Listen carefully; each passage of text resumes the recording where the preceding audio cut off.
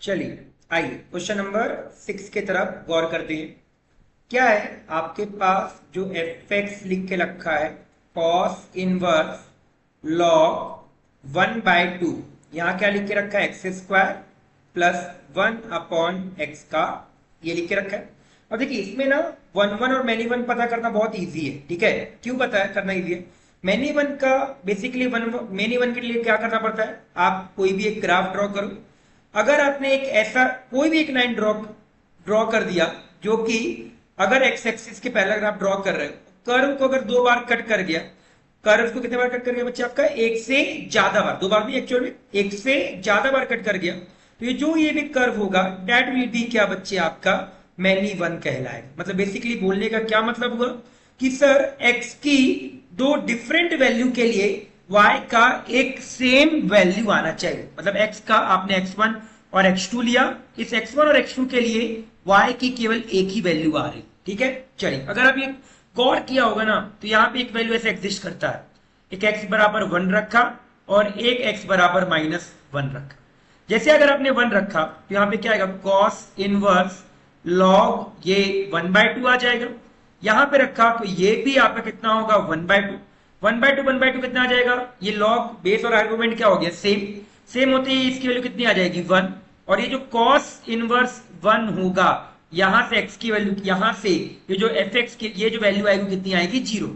अब -1 रखो तो वापस से लॉग के अंदर 1/2 आ गया, 1/2 आ गया, लॉग 1/2 कितना हो जाएगा 1, वापस से कॉस इनवर्स 1 आ गया और ये कितना आ गया सर आपका 0। देखिए क्या आपको x की दो डिफरेंट वैल्यू के लिए y की एक सेम वैल्यू आ रही, इसका मतलब क्या हुआ, जो फंक्शन होगा दैट विल बी क्या सर आपका मैनी वन फंक्शन होगा। कौन सा फंक्शन होगा, मैनी वन फंक्शन होगा। अब आइए मतलब 1 1 तो नहीं हो सकता, मतलब ए ऑप्शन गलत। अब ऑन टू और इन टू के वाले में देखते हैं। तो आपके पास क्या लिख के रखा है, कॉस इनवर्स, यहां लिखा है log 1/2 x square upon 1 plus x square. वैसे सभी को पता होना चाहिए एक ये रिजल्ट याद करने में क्या, कि x square plus 1 upon x square की वैल्यू कहां से लेके कहां तक लाई करेगा। तो देखिए अगर आप बात करिएगा ना तो इसको आप ऐसे लिखिए, एक्स स्क्वायर प्लस 1 -1 अपॉन में एक्स स्क्वायर प्लस 1 सेपरेट कर दीजिए, तो 1 माइनस का 1 अपॉन एक्स स्क्वायर प्लस 1 आएगा। अब सभी को पता है एक्स स्क्वायर की वैल्यू 0 से लेके इंफिनिटी के बीच लाई करती है। तो आपने सबसे पहले x बराबर 0 डाला, 0 डालते ही ये 0 हो गया, 1/1 कितना होगा 1, तो y का ये जो वैल्यू आएगा वो तो 0 आ जाएगा। अगर आपने x का वैल्यू बच्चे क्या डाला, इन्फिनिटी, इन्फिनिटी, तो यहाँ पे इन्फिनिटी डालोगे तो इन्फिनिटी प्लस 1 इन्फिनिटी, 1/इन्फिनिटी कितना आ जाएगा 0, तो ये कितना आ जाएगा 1। इसका क्या मतलब हुआ कि सर जो x square upon 1 plus x square होता है उसकी वैल्यू 1 से लेके किसके बीच में लाई करती है, 0 के बीच में लाई करती है।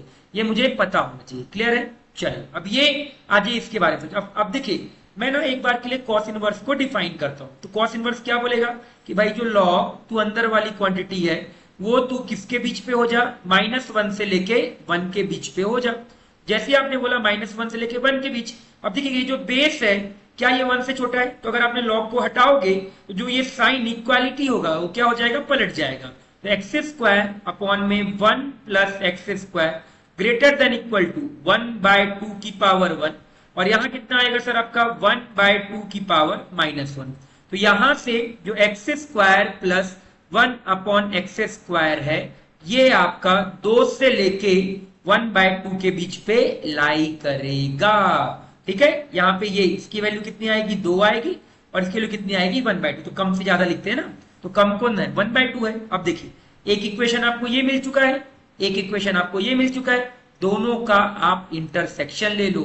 जैसे आपने इंटरसेक्शन लिया तो आपको दिख रहा होगा ये 0, यहाँ 1 है, यहाँ हाफ है, यहाँ पे 2 है। तो यहाँ पे जो आपकी वैल्यू होगी x square plus 1 upon x square की वैल्यू 1 से लेके किसके बीच में लाई करेगी, हाफ के बीच में लाई करेगी। हाँ, 1 से लेके हाफ के बीच पे लाई करेगी।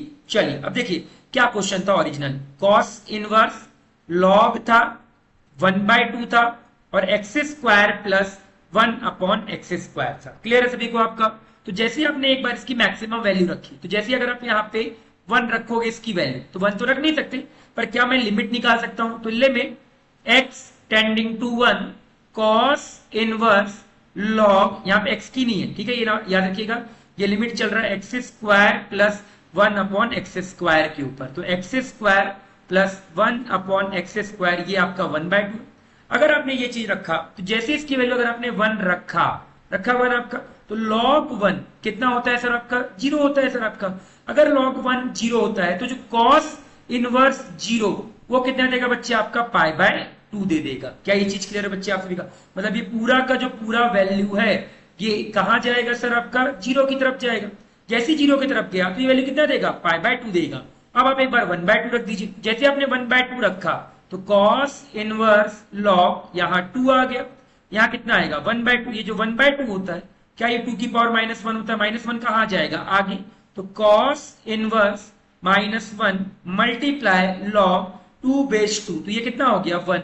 और cos इनवर्स जो -1 होता है बच्चे आपका, एक सेकंड गड़बड़ हो गया, ये 1/2 ही है, तो log 1/2 ये कितना देख, मेरी गलती है, ये 1/2 और 1/2, क्योंकि यहाँ पे 1/2 रखना है ना, और बेस 1/2 है तो मैंने गड़बड़ लिख दिया था, ये 1/2, ये 1/2, यहाँ पे +1 ही रहेगा, तो log दोनों जगह सेम है, तो ये वैल्यू कितना आएगा? cos इनवर्स 1, और cos इनवर्स 1 कहां पे आता है? 0 पे आता है। मतलब देखिएगा, याद रखिएगा, 1/2 रखने पे आपका 0 आया था तो 0 पे क्लोज आएगा, और 1 रखने पे π/2 आया था तो π/2 पे क्या आएगा? ओपन। तो आइए, तो आपका जो ये क्वांटिटी है, इस वाले क्वांटिटी का जो रेंज आएगा, रेंज विल बी क्या? 0 से लेके π/2 के बीच में आएगा। अब देखिएगा, कोडोमेन 0 से π/2 है, रेंज 0 से π/2 है, तो फंक्शन कौन सा होगा? On to.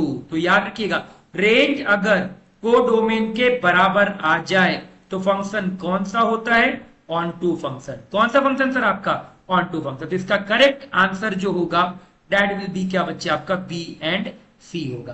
Thank you.